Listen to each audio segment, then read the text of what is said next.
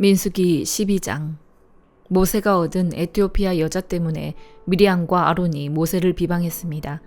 이는 모세가 그 에티오피아 여인과 결혼했기 때문입니다. 그들이 말했습니다. 여호와께서 모세를 통해서만 말씀하시겠느냐? 우리를 통해서도 말씀하시지 않겠느냐? 그러자 여호와께서 이 말을 들으셨습니다. 모세는 아주 겸손한 사람이었습니다. 땅 위에서 그보다 겸손한 사람이 없었습니다. 갑자기 여호와께서 모세와 아론과 미리암에게 말씀하셨습니다. 너희 셋 다 회막으로 나오라. 그들 셋이 나갔습니다. 여호와께서 구름 기둥 가운데로 내려오셔서 회막 입구에 서시고는 아론과 미리암을 부르셨습니다. 그들 둘이 나아갔습니다. 여호와께서 말씀하셨습니다. 내 말을 잘 들어라. 여호와의 예언자가 너희 가운데 있으면 내가 환상을 통해 나를 그에게 알리고 꿈을 통해 그에게 말한다. 그러나 내 종 모세에게는 그렇지 않다. 그는 내 모든 집에서 신실한 사람이다. 내가 그에게는 얼굴을 맞대고 분명하게 이야기하며 이해하기 어려운 말로 하지 않는다. 그는 여호와의 형상을 본다. 그런데 너희는 왜 내 종 모세 비방하기를 두려워하지 않느냐? 여호와께서 그들에게 진노하시고 떠나셨습니다. 구름이 회막 위에서 떠나갔고 미리암은 나병이 걸려 눈처럼 돼 있었습니다. 아론이 미리암을 향해 돌아보니 미리암이 나병에 걸려 있었습니다. 그래서 그가 모세에게 말했습니다.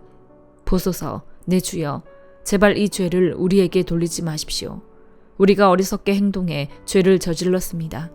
미리암이 모태에서 나올 때 살이 반이 썩은 채 죽어 나온 사람처럼 되지 않게 해주십시오. 그러자 모세가 여호와께 부르짖었습니다.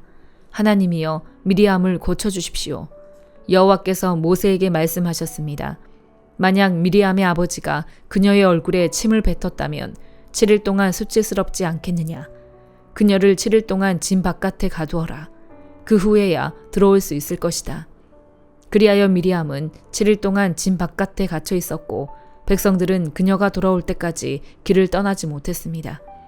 이런 후에 백성들은 하세롯을 떠나 바란 광야의 진을 쳤습니다. 민수기 13장. 여호와께서 모세에게 말씀하셨습니다. 사람들을 보내어 내가 이스라엘 백성들에게 줄 가나안 땅을 살펴보게 하여라. 각 지파에서 지도자를 한 사람씩 보내라. 여호와의 명령에 따라 모세는 바란 광야에서 그들을 보냈습니다. 그들은 모두 이스라엘 자손의 우두머리들이었습니다. 그들의 이름은 르우벤 지파에서 사골의 아들 삼무아, 시므온 지파에서 호리의 아들 사밧, 유다 지파에서 여분네의 아들 갈렙, 이사갈 지파에서 요셉의 아들 이갈, 에브라임 지파에서 눈의 아들 호세야, 베냐민 지파에서 라보의 아들 발디, 스불론 지파에서 소디의 아들 갓디엘, 요셉 지파 가운데 므낫세 지파에서 수시의 아들 갓디, 단 지파에서 그말리의 아들 암미엘, 아셀 지파에서 미가엘의 아들 수둘, 납달리 지파에서 웁시의 아들 나비, 갓 지파에서 마기의 아들 구엘입니다. 이들은 모세가 그 땅을 살펴보도록 보낸 사람들의 이름입니다.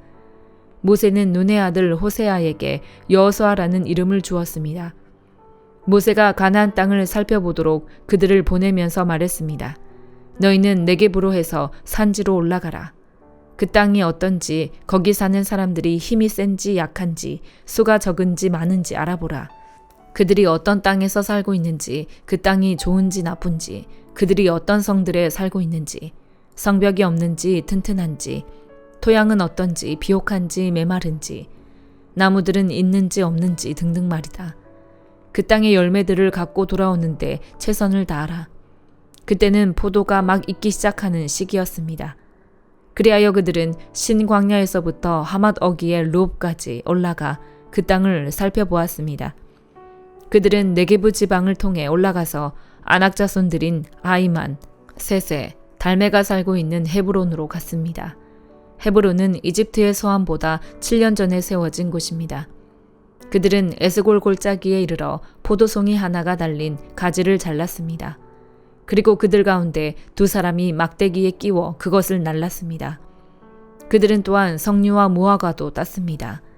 그곳이 에스골 골짜기라고 불린 것은 거기서 이스라엘 자손들이 겪은 포도송이 때문이었습니다.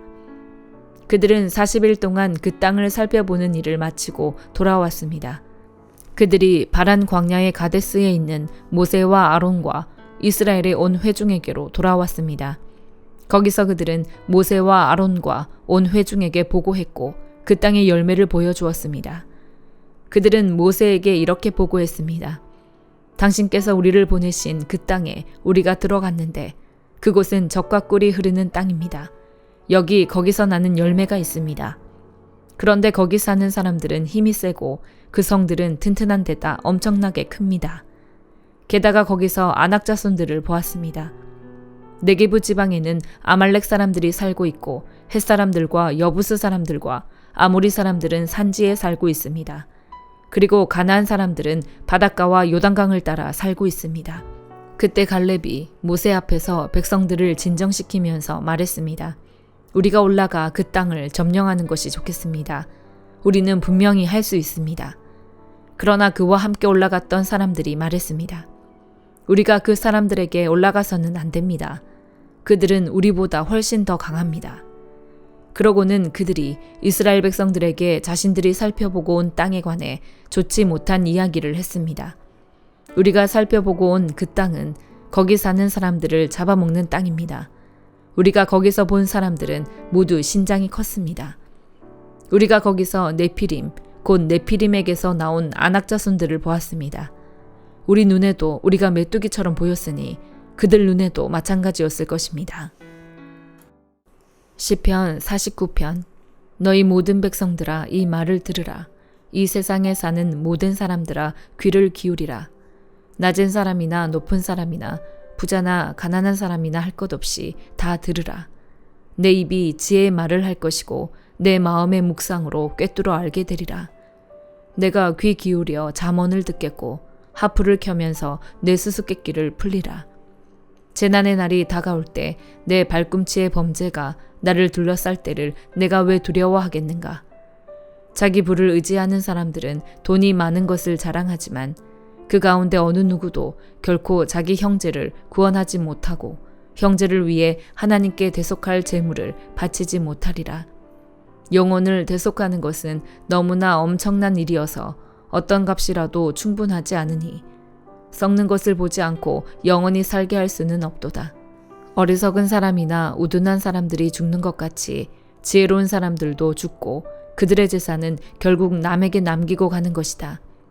그들이 속으로는 자기 집이 영원히 남고 그 거처가 대대로 있을 것이라며 그 땅도 자기들 이름을 따서 붙이지만 제 아무리 명예가 있다 해도 사람이란 오래가지 못하고 죽게 돼 있는 짐승과 다를 것이 없다. 이것이 바로 어리석은 사람들의 운명이니 오직 그들의 자손이 그들의 말을 증명하리라. 셀라. 그들은 양과 같이 무덤 안에 누워 있으니 죽음이 그들을 다스리리라. 아침이면 정직한 사람들이 그들을 다스릴 것이요 그들의 아름다움은 무덤에서 사라져 그 흔적조차 없어지겠으나 오직 하나님께서 내 영혼을 무덤의 건세에서 구원하시고 나를 받아주시리라. 셀라. 누가 부자가 돼 그 집이 점점 더 화려해져 간다고 해도 두려워할 것이 없도다. 죽을 때는 아무것도 가져가지 못하고 그 화려함이 그를 따라 내려가지 못하리라. 그가 사는 동안에는 스스로 복이 있다 여기고 그가 잘 돼서 사람들의 칭찬을 받을지라도 결국에는 자기 선조들에게로 돌아가 빛을 보지 못할 게 뻔하도다. 제 아무리 명예가 있다 해도 깨닫지 못하는 사람은 쓰러지고 마는 짐승과 다를 게 없다. 이사야 2장. 이것은 아모스의 아들 이사야가 본 유다와 예루살렘에 관한 말씀입니다. 마지막 날에 여호와의 성전이 있는 산이 산들의 머리 위에 우뚝 서고 언덕들보다 높이 솟아 모든 민족들이 그리로 물밀듯이 몰려올 것이다. 많은 백성들이 오면서 말할 것이다. 자, 올라가자. 여호와의 산으로, 야곱의 하나님의 집으로. 그분이 우리에게 그분의 길을 가르쳐 주실 것이니 우리가 그분의 길을 걸어가자. 율법이 시온에서 나오고 여호와의 말씀이 예루살렘에서 나온다. 그분이 민족들 사이에서 재판하시고 많은 백성들을 중재해 판결하실 것이니 그들이 자기 칼을 쳐서 쟁기를 만들고 장을 쳐서 낫을 만들 것이다. 민족이 민족에 대항해 칼을 들지 않으며 군사훈련도 다시는 하지 않을 것이다. 야곱의 집아, 와서 여호와의 빛 가운데 걸어가자. 주께서 주의 백성 야곱의 집을 버리셨습니다. 이는 동쪽에서 온 미신이 그들에게 가득 찼기 때문입니다. 그들은 블레셋 사람들처럼 점을 치고 이방 사람들과 손을 잡고 언약을 맺었습니다. 그 땅에는 은과 금이 가득하며 보석도 끝이 없습니다. 그 땅에는 말들이 가득하고 병거도 끝이 없습니다. 그 땅에는 우상들이 가득합니다. 그들은 자기 손으로 만든 작품에 자기 손가락으로 만든 것에 절을 합니다. 사람들이 누구나 절하고 엎드리니 그들을 용서하지 마십시오. 바위 틈으로 들어가라. 땅속에 숨으라. 여호와의 두려운 얼굴과 위엄을 바라는 광채를 피하라. 인간의 오만한 눈이 감기고 사람들의 거만함이 꺾일 것이니 그날에 여호와 그분만이 홀로 드높이실 것이다. 그날은 만군의 여호와께 속한 날, 모든 거만한 사람들과 높임받는 사람들과 기고만장한 사람들이 낮아지는 날이다. 또 높이 뻗은 레바논의 모든 백향목과 바산의 모든 상수리 나무와 드높은 모든 산과 솟아오른 모든 언덕과 드높은 모든 탑과 튼튼한 모든 성벽과 다시스의 모든 배와 못 떨어진 모든 조각물이 낮아지는 날이다. 사람의 거만이 땅에 떨어지고 인간의 오만은 낮아질 것이다. 그날에 여호와 그분만이 홀로 드높으시고 우상들은 모조리 사라질 것이다. 여호와께서 땅을 흔들기 위해 일어나실 때 사람들은 그분의 두려운 얼굴과 위엄을 바라는 광채를 피해 바위 틈의 동굴로 땅속 구덩이로 들어갈 것이다. 그날의 사람들은 자기들을 위해 만들었던 은 우상과 금 우상을 두더지와 박쥐들에게 던져버릴 것이다. 여호와께서 땅을 흔들기 위해 일어나실 때 사람들은 그분의 두려운 얼굴과 위엄을 바라는 광채를 피해 바위 구멍과 절벽 틈으로 들어갈 것이다. 사람 높이는 것을 그만두라. 그의 숨이 코에 붙어 있으니 뭐가 그리 대단하겠느냐. 히브리서 10장. 율법은 다가올 좋은 것들의 그림자일 뿐 그것이 실체의 형상 그 자체는 아닙니다. 그러므로 그것은 해마다 끊이지 않고 드리는 똑같은 제사들을 통해 나아오는 사람들을 결코 온전하게 할 수 없습니다. 그렇게 할 수 있었다면 바치는 일이 그치지 않았겠습니까? 왜냐하면 섬기는 사람들이 단번에 정결케 돼 더 이상 죄를 의식하는 일이 없었을 것이기 때문입니다. 그러나 이 제사들에는 해마다 죄를 생각나게 하는 것이 있습니다. 이는 황소나 염소의 피가 죄를 제거하지 못하기 때문입니다. 그러므로 그리스도께서 세상에 오시면서 이렇게 말씀하셨습니다. 주께서는 제물과 헌물을 원하지 않으시고 오히려 나를 위해 한 몸을 예비하셨습니다. 주께서는 번제와 속죄제를 기뻐하지 않으셨습니다. 그래서 내가 말했습니다. 보십시오. 하나님, 저에 대해 두루마리 책에 기록된 대로 제가 주의 뜻을 행하러 왔습니다. 앞에서 주께서는 제물과 헌물과 번제와 속죄제를 원하지도 않으시고 기뻐하지도 않으십니다. 그런데 그것들은 율법에 따라 드리는 것들입니다. 라고 말씀하실 때 그는 보십시오. 내가 주의 뜻을 행하러 왔습니다. 라고 덧붙이셨습니다. 그리스도께서 첫 번째 것을 폐기하신 것은 두 번째 것을 세우기 위함이었습니다. 이러한 뜻 가운데 예수 그리스도께서 단번에 자기의 몸을 들이심으로 우리가 거룩하게 됐습니다. 모든 제사장은 날마다 서서 섬기며 반복해 똑같은 제사를 드립니다. 그러나 그것들은 결코 죄를 제거할 수 없습니다. 그러나 그리스도께서는 죄에 대해 단번에 영원한 제사를 드리시고 하나님 오른편에 앉으셨습니다. 그 후 그분의 원수들이 그분의 발 아래 굴복할 때까지 기다리고 계십니다. 그분은 단 한 번의 제물로 거룩하게 된 사람들을 영원히 온전하게 만드셨습니다. 그런데 성령께서도 우리에게 증언하십니다. 말씀하시기를 이것은 그날 후에 내가 그들과 맺을 언약이다. 내가 내 율법을 그들의 마음에 두고 그것을 그들의 생각에 새겨줄 것이다. 주께서 말씀하신다라고 하신 후에 덧붙여 말씀하시기를 내가 그들의 죄와 그들의 불법을 다시는 기억하지 않을 것이다 라고 하십니다. 이와 같이 죄와 불법이 용서된 곳에서는 더 이상 죄를 위한 헌물이 필요 없습니다. 그러므로 형제 여러분, 우리는 예수의 피로 인해 지성소에 들어갈 담대한 마음을 갖게 됐습니다. 그 길은 예수께서 우리를 위해 휘장을 통해 열어놓으신 새롭고 산 길입니다. 그런데 이 휘장은 바로 그분의 육체입니다. 또한 우리에게는 하나님의 집을 다스리는 위대한 제사장이 계십니다. 우리가 죄악된 양심으로부터 마음을 깨끗이 씻고 맑은 물로 몸을 씻었으므로 확신에 찬 믿음과 참된 마음으로 하나님께 나아갑시다.